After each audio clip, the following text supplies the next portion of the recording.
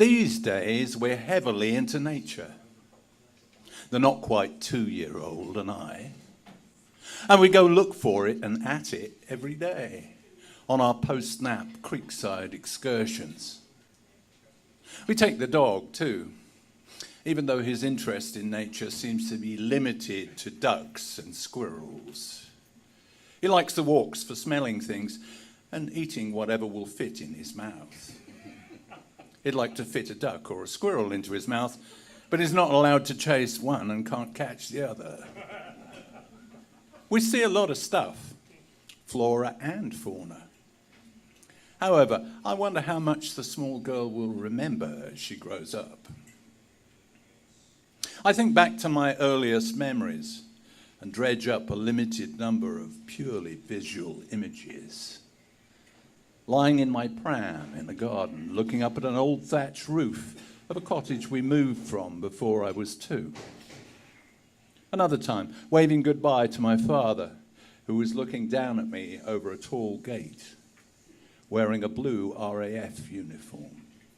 I was around too, as he was demobbed soon after. And the gate was not tall.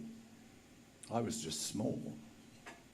So it's certainly possible to retain some memories when you were close to 2. What triggers that memory burn, though? We look at a lot of exotic water lilies, but that doesn't seem eventful enough. Flowers up, said the girl child, as different-coloured lilies push their blooms above the lily pads and open a little more each day. Remembering these would be a stretch. We often feed many Cheerios to the large and larger carp by the bridge as they mill and churn about, poking their O-shaped mouths out of the water in the quest for what is fairly ordinary breakfast cereal. Fish up, comments the girl child matter-of-factly. She enjoys seeing them splashing about and pushing their snouts towards her. The scene is interesting, but lacking in drama. Then, one morning, we extended our creekside walk across the meadow, beyond the end of the park. I was heading for a place on the creek where a great blue heron hangs out.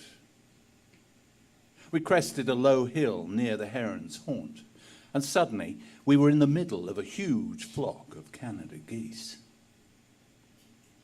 It felt as if all the geese immediately turned to stare at us, with their shiny, unblinking black eyes, stretching their necks, muttering and shifting uneasily. "These are big birds, like ducks," I whispered to the girl child. The dog, who was distractedly sniffing a tiny vole path in the grass, looked up and finally saw the geese. He made an instinctive lunge. Seemingly as one, 1,000 geese launched themselves into the air, swirling and flapping and swooping about us, filling the sky completely, honking furiously, deafeningly. The flock headed east towards the lake, complaining to each other as they flew. The hounds of heaven, indeed.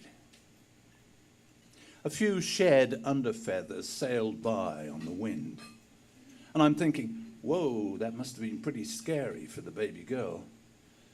But I looked down at a delighted smile, and arms waving excitedly. "Birdie's up! Birdie's up!" Which is what she said repeatedly all the way home.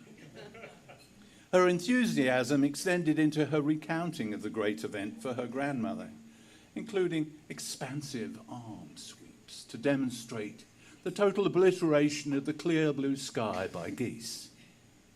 She even told the dog about it a couple of times more in case he had missed it. I think this may have made the memory burn list. "Birdie's up! Birdie's up!"